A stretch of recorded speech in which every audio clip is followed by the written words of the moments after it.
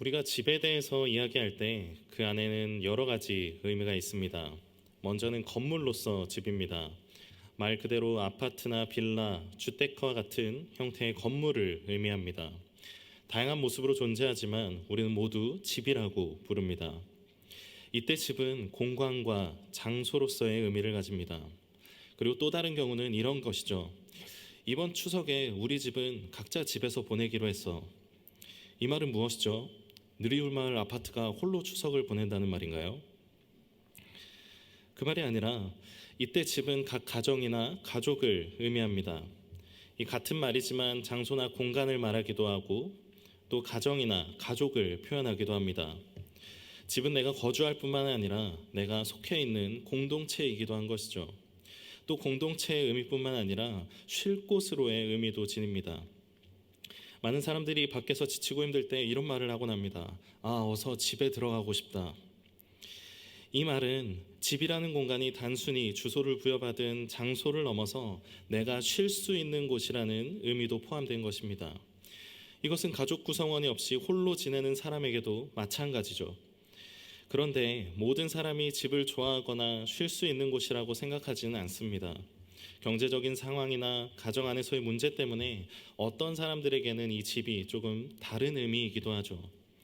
그럼에도 불구하고 모든 사람은 신체적으로 또 정신적인 안정을 추구하면서 그것을 이룰 수 있는 집을 꿈꾸는 것도 사실입니다. 여러분이 지금 느끼고 있는 집이 어떻든 간에 인간이라면 모두가 공통적으로 그 집의 평안함을 누리던 시간이 있습니다. 너무나도 따스하고 안전한, 끊임없이 공급받고 보호하던 때가 세대를 불문하고 남녀를 불문하고 공통적으로 존재합니다. 그것은 바로 어머니의 뱃속 그 자궁에서 보내는 시간입니다. 그 따뜻한 양수에 쌓여서 영양분을 공급받으면서 어머니의 심장박동과 함께 살아갑니다. 이 살아있는 집은 아기를 평안하게 합니다. 이것이 우리 모두가 경험한 평안함이고 또 그 해산할 때 첫 불안을 느끼는 것도 우리 모두의 경험이죠. 아마 이런 공통의 경험은 우리 모두가 늘 집을 찾으며 평안을 찾게 되는 이유인지도 모르겠습니다. 이런 맥락에서 집은 단순히 장소를 찾아가거나 혹은 가정을 찾아가는 것보다 더 큰 의미를 지닙니다. 내가 편안하다 여기고 안전하다 느끼고 몸과 마음이 쉴 수 있는 안식처의 개념이죠. 바꿔서 말하면 꼭 이 집이라는 장소를 찾는 것이 아니라 각자의 안식처를 찾는 것입니다. 더 나아가서 이것은 안식을 주는 무언가를 찾는 것이기도 합니다. 그것이 가족인 사람도 있고 그 장소 자체인 사람도 있으며 혼자 거하는 시간을 찾는 사람도 있습니다. 여러분에게는 집이 안식과 평안을 주는 것이 무엇입니까? 오늘 본문에 나오는 다윗과 요나단은 성서에서 대표적인 우정을 상징을 가지는 두 인물입니다. 사무엘상 18장 1절에 보면 요나단의 마음이 다윗의 마음과 하나가 되어 요나단이 그를 자기 생명같이 사랑하니라. 그리고 3절에 요나단은 다윗을 자기 생명같이 사랑하여 더불어 언약을 맺었으며 라고 말합니다. 이 둘은 마음이 하나가 되었고 생명같이 서로를 사랑하였습니다. 너무나 사랑하였기에 자신의 아버지가 다윗을 죽이려 했을 때 그를 구해주기도 합니다. 19장 1절에 보면 사울이 그의 아들 요나단과 그의 모든 신하에게 다윗을 죽이라 말하였더니 라고 말합니다. 이 성경은 이 죽음의 명령을 요나단에게도 했음을 강조하고 있습니다. 그러나 요나단은 다윗을 사랑했기에 살 길을 마련해 줍니다. 이것은 단순히 사울의 말을 어기고 다윗을 지켜준 것 그 이상의 의미를 지닙니다. 다윗을 돕는 것은 왕의 명령을 어김과 동시에 요나단 자신의 영광도 스스로 가리는 것입니다. 사람들은 점점 다윗을 칭송하고 왕실에서는 그를 적으로 간주하고 죽이려고 하는데 사울의 뒤를 이을 요나단 자신이 다윗을 돕는다는 것은 정말 어려운 일이죠. 자신의 미래를 바꿀 이 우정은 정말 놀라운 우정입니다. 요나단은 다윗이 왕으로 세워질 것을 알았고 자신은 그 다음이라는 사실을 알았습니다. 그래서 20장에 가면 언약하기를 너는 내 인자함을 내 집에서 끊어버리지 말라고 하면서 자신의 후손들이 살아남기를 말합니다. 그리고 다윗의 집과 언약하기를 여호와께서는 다윗의 대적들을 치실지어다 하니라 하고 말합니다. 이 둘의 우정은 너무나 안타깝고 또 깊은 사랑 가운데 이어지고 있습니다. 오늘 본문의 다윗은 그 일날을 구원한 뒤에 사울에게 쫓겨 목숨을 부지하기 위해 도망치고 있습니다. 그리고 요나단은 다윗을 찾아와 용기를 북돋아 줍니다. 17절에 요나단은 이렇게 말합니다. 두려워하지 말라. 내 아버지 사울의 손이 내게 미치지 못할 것이요 너는 이스라엘 왕이 되고 나는 내 다음이 될 것을 내 아버지 사울도 안다. 지금 수풀에 숨어 있지만 결국에 왕이 될 것이며 요나단 자신은 다윗 다음이 될 것이라고 말하고 있습니다. 이 다윗에게는 더없이 큰 힘이 되었겠죠. 그런데 우리는 요나단의 선택을 주의 깊게 보아야 합니다. 이 요나단의 선택은 아주 아이러니합니다. 여호와께서 다윗을 일으키시고 자신의 집을 망할 것이라는 것을 알고 있습니다. 그런데 20장 42절 그리고 오늘 본문의 마지막 18절은 요나단의 선택에 조금 의아한 마음을 들게 합니다. 먼저 20장 42절의 하반절입니다. 다윗은 일어나 떠나고 요나단은 성읍으로 들어가니라. 그리고 오늘 마지막 18절에는 두 사람이 여호와 앞에서 언약하고 다윗은 수풀에 머물고 요나단은 자기 집으로 돌아가니라. 요나단은 늘 집으로 돌아갑니다. 하나님께서 다윗을 사용하시고 그를 왕으로 세울 것을 알고 있는 요나단, 다윗을 너무나 사랑하고 아껴서 아버지의 명령에도 불복한 요나단은 늘 집으로 돌아갑니다. 집으로 돌아갔을 때 다윗과 함께한 사람들은 누구입니까? 사무엘상 22장 2절에 보면 환난당한 모든 자와 빚진 모든 자와 마음이 원통한 자가 다 그에게로 모였고 라고 말합니다. 이 모였다는 표현은 그들 스스로 합류했다는 의미를 가지고 있습니다. 이 모인 자들은 자신의 터전을 떠나 다윗과 함께합니다. 사울의 폭정과 하나님을 떠난 모습을 보고 다윗과 함께합니다. 그런데 그 모인 수는 400명입니다. 정말 얼마 되지 않는 아주 작은 수죠. 사울의 군대에 비교하면 정말 작은 숫자입니다. 그러나 그럼에도 불구하고 그들은 자기 집을 버리고 새로운 집을 찾아 나섭니다. 요나단이 구체적으로 어떤 이유로 자기 성읍으로 돌아갔는지, 왜 집으로 돌아갔는지는 성경에서 이유는 밝히지 않습니다. 그러나 요나단은 이미 하나님의 마음이 사울에게서 떠났고 다윗에게 향해 있으며 본인 스스로도 말한 것처럼 나는 너 다음이 될 것이라고 인식하고 있었습니다. 그럼에도 불구하고 요나단은 집으로 돌아갑니다. 물론 다윗과 함께한 사람들은 너무 약하고 소외된 자들이라 집을 포기하는 것이 너무 쉬웠을지도 모릅니다. 그러나 우리는 다윗과 함께한 무리들과 요나단을 비교하는 것이 아니라 요나단의 그 집이 우리 마음에 있지는 않은지, 우리 마음에 세워놓은 그 집으로 돌아가고 있지는 않은지 돌아보아야 합니다. 앞서 말한 대로 요나단이 어떤 이유로 집에 돌아갔는지는 모릅니다. 그러나 아이러니한 선택이라는 것은 분명하죠. 우리가 잘 알듯이 요나단은 마지막 전투에서 그의 아버지와 함께 전사합니다. 그가 선택한 길은 결국 죽음으로 이어지는 길이었습니다. 다윗은 왕으로 세워질 것이고 자신의 가문은 이제 멸망의 길으로 들어설 텐데 그 죽음이 닥쳐옴에도 요나단의 마음 가운데 포기할 수 없는 무언가가 집으로 돌아가게 한 것이죠. 우리의 삶의 여정에서 많은 선택의 순간들이 옵니다. 우리 모두는 어머니 뱃속에서 너무나 평안했고 해산의 순간에 그 평안함이 깨지는 충격적인 사건을 경험했습니다. 아기는 늘 엄마를 찾으며 안기길 원하고 그 안에서 평안함을 누립니다. 마찬가지로 우리도 성인이 되었지만 여전히 우리가 평안할 수 있고 쉴 수 있는 곳을 늘 찾아 헤맵니다. 그것은 말 그대로 집이기도 하고 나의 부모님, 배우자, 자녀, 친구, 직업, 나만의 어떤 루틴이 될 수도 있죠. 중요한 것은 그 장소나 대상이 누구냐가 아니라 날 쉬게 하고 안심하게 하는 것이 하나님이 아닌 다른 것은 아니냐는 것입니다. 난 하나님을 의지합니다. 난 어떤 순간에도 나의 집은 하나님입니다 하고 자신 있게 이야기할 수 있습니까? 우리의 신앙의 삶에 이러한 선택의 순간이 분명히 찾아옵니다.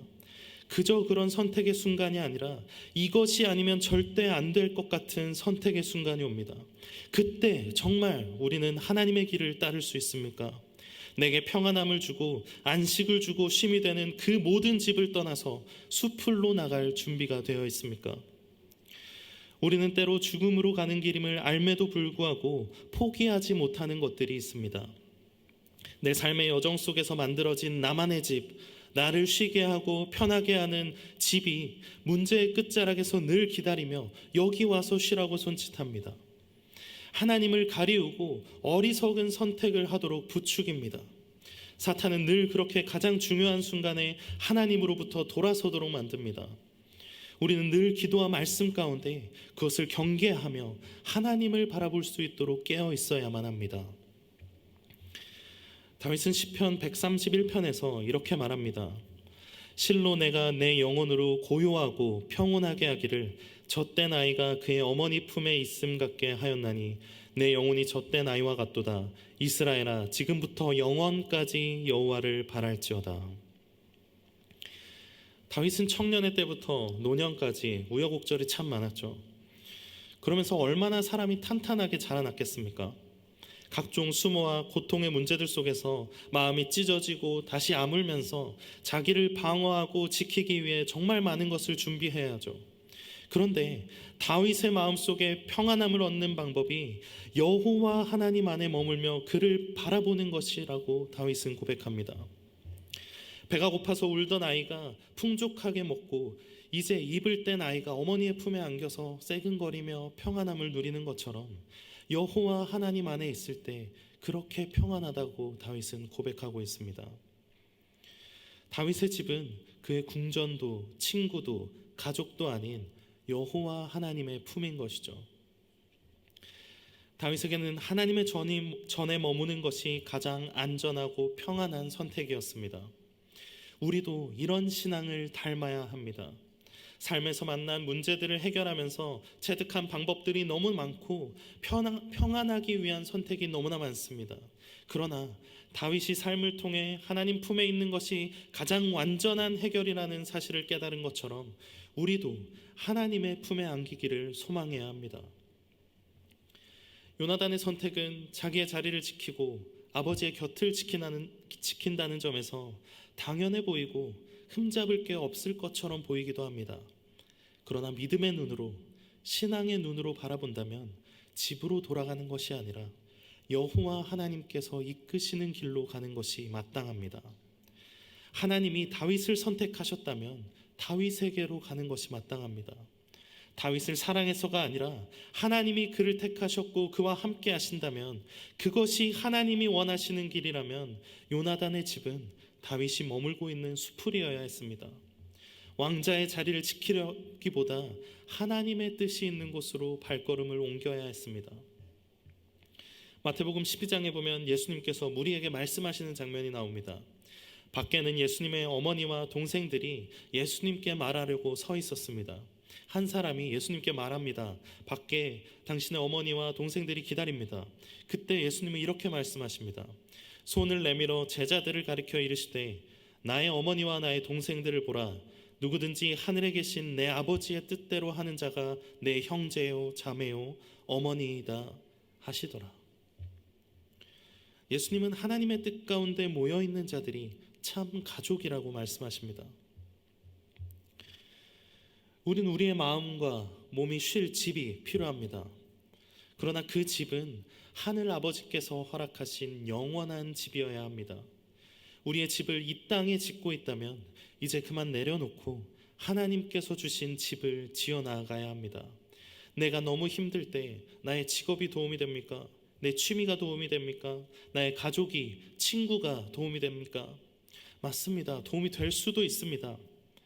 삶의 작은 순간들에 잠깐 피할 곳이 되어주기도 하죠.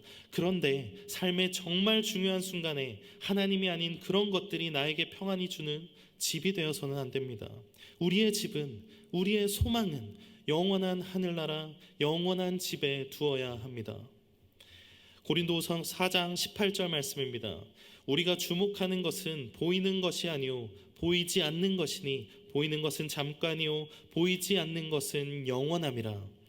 이어서 5장에 만일 땅에 있는 우리 장막 집이 무너지면 하나님께서 지으신 집 곧 손으로 지은 것이 아니요 하늘에 있는 영원한 집이 우리에게 있는 줄 아느니라. 때론 보이지 않음에 두려움이 찾아오기도 합니다. 그러나 육신의 것은 사라지지만 사람의 손으로 짓지 않은 하나님의 집은 영원한 집입니다. 우리의 삶을 사라지는 것 위에 세우고 사라지는 것을 향해 가도록 두어서는 안 됩니다. 내 마음이 쉴 곳은 사라지는 것이 아니라 영원히 사라지지 않은 하나님의 집에 두어야 합니다. 사라지는 것을 의지하면 그것이 사라졌을 때 길을 잃고 죽음이 찾아오는 것 같은 두려움을 느낄지도 모릅니다. 그러나 우리의 삶이 예수 그리스도 안에서 세워진다면 어떠한 상황과 문제 속에서도 우린 다시 일어설 수 있습니다. 그 영원한 집을 바라보고 나아가는 것이, 그 집을 향해 나아가는 것이 물론 쉽지는 않습니다. 왕자의 자리를 포기하고 숲풀로 나아가는 것은 결코 간단한 일이 아니죠. 그럼에도 불구하고 우린 하늘아버지의 영원한 집으로 나아가야 합니다. 베드로전서 5장 8절에는 이렇게 말씀하십니다. 근신하라 깨어라 너희 대적 마귀가 우는 사자같이 두루다니며 삼킬 자를 찾나니 너희는 믿음을 굳건하게 하여 그를 대적하라. 이는 세상에 있는 너희 형제들도 동일한 고난을 당하는 줄을 알미라. 모든 은혜의 하나님 곧 그리스도 안에서 너희를 부르사 자기의 영원한 영광에 들어가게 하시니가 잠깐 고난을 당한 너희를 친히 온전하게 하시며 굳건하게 하시며 강하게 하시며 터를 견고하게 하시리라. 베드로 사도는 우리 삶에서 마귀가 우리를 삼키려고 배고픈 사자처럼 찾아다닌다고 말합니다. 그러면서 그를 대적하고 우리를 굳건하게 하시며 강하게 하시고 터를 견고하게 하시는 영원한 영광을 바라보라고 말합니다. 그것이 쉽기 때문이 아니라 예수께서 가셨기 때문에 우리도 그 영원한 나라를 바라보고 나아가야 합니다. 이어서 베드로후서 1장 10절과 11절에는 이렇게 말합니다. 그러므로 형제들아 더욱 힘써 너희 부르심과 택하심을 굳게 하라. 너희가 이것을 행한즉 언제든지 실족하지 아니하리라. 이같이 하면 우리 주 곧 구주 예수 그리스도의 영원한 나라에 들어감을 넉넉히 너희에게 주시리라. 요나단이 집으로 돌아가면 너무나 당연하고 쉬운 선택입니다. 사람들이 많이 하는 선택이고 많은 사람들에게는 당연한 길이며 아무 이상이 없어 보이는 평안한 집입니다. 그러나 생명으로 인도하는 문은 좁고 길이 협착하여 찾는 자가 적다고 말씀하십니다. 좁은 문은 당연하지 않습니다. 그럼에도 우리의 택하심을 굳게 하여서 우리 주 예수 그리스도의 영원한 나라를 향해 나아가야 합니다. 사랑하는 성도 여러분, 여러분이 안식하는 집은 무엇이며 어디에 있습니까? 그것이 하나님으로부터 나온 것입니까? 아니라면 지금 헐어버리십시오. 그리고 예수 그리스도를 중심으로 성전을 세워가며 그 영원한 하나님의 나라, 우리 주님께서 예비하신 영원한 집을 향해 나아가길 소망합니다. 그 과정이 힘들고 어려울 수도 있습니다. 그러나 다윗의 파란만장한 삶에서 깨달은 것처럼 하나님 품에 안기는 것이 가장 평안하다는 사실을 우리도 기억하며 예수 그리스도와 함께 둘러앉기를 원합니다. 하나님이 예비하신 영원한 집에서 안식을 누리며 그 은혜를 풍성히 누리는 우리 모두가 되기를 간절히 소망합니다.